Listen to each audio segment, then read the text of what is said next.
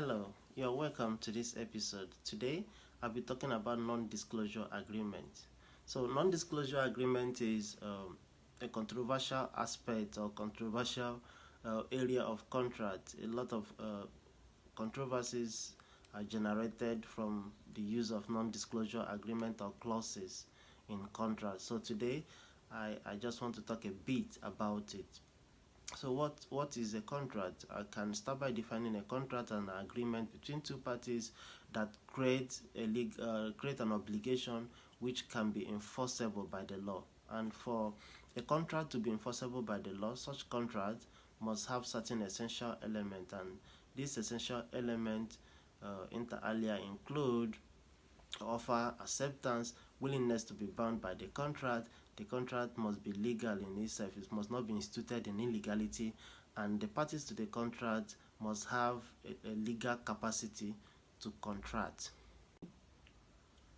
So, non-disclosure agreement is an agreement between two parties where the parties to this agreement agree that certain information are to be kept secret. That means only the parties to this agreement or to this contract will have this information, and these informations cannot be disclosed to any third party. So the essence of this NDAs is to protect the legitimate interests of the parties concerned in forms of protect the commercial interest, the confidentiality, and the reputation of these companies or firms. So in essence, NDAs are binding, and breaching NDAs comes with a whole lot of fines and consequences, and that is why, just like every other legal contract, it is advisable that you keep to non-disclosure agreement if it was constituted legally. So when is non-disclosure agreement not binding? Recent studies have shown that illegitimate use of NDAs is widespread, and this is specifically seen in the area of misconduct.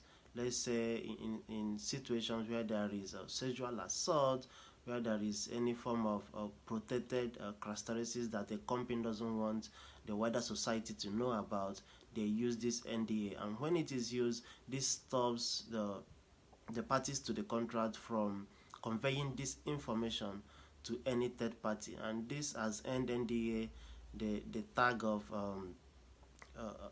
gagging orders. So it's now referred as gagging orders because it prevents you from telling people about the occurrence. Let's say you are charged or accused of sexual harassment, then you swiftly sign an NDA. You can't even tell people the whole story. You can't even call witnesses like, okay, this person saw when this happened, and explanation will be given to exonerate you.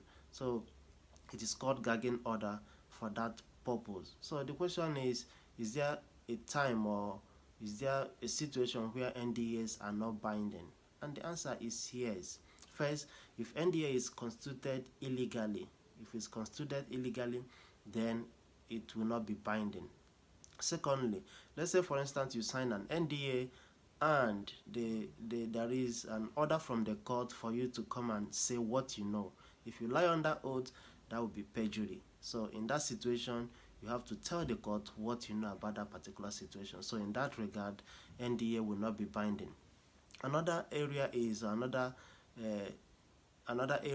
when the NDA you signed relates to information that is publicly available. If it is publicly available, then it's invalid. That's an issue.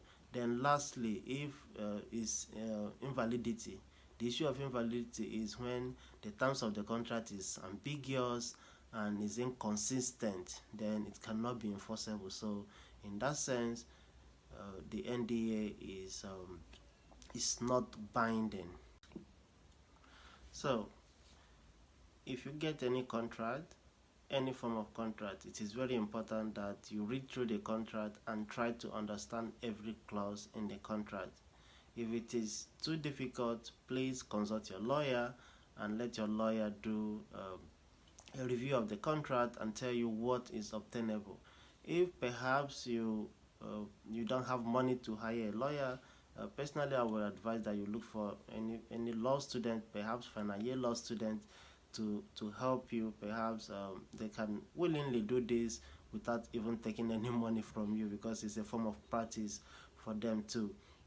And if, however, you are coerced, pressured, or threatened to sign a non-disclosure agreement, such agreement signed under duress may not or will not be enforceable.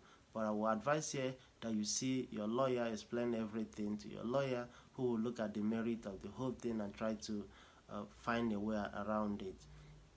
So I will repeat, please always look at the terms of a contract, look extensively, try to understand the contract before you sign. There is an issue that happened last where somebody got a housing contract filled with a lot of things, and he was like, my landlord told me to pay this, told me to pay this, told me to pay this. Now he consented to this and it's over 2 years. So what can be done?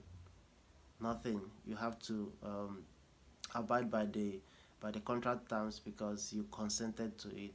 So it is very important that uh, even if a contract is constituted legally, you have to look at those terms. Is this something that is favorable to me? And if the answer is yes, you go ahead and sign. If the answer is no, I believe you can still get other, if it's like an apartment, other apartment with more favorable terms. Okay, that would be it for this video.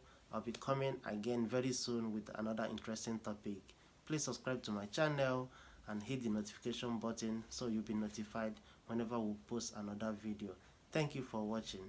See you in my next video.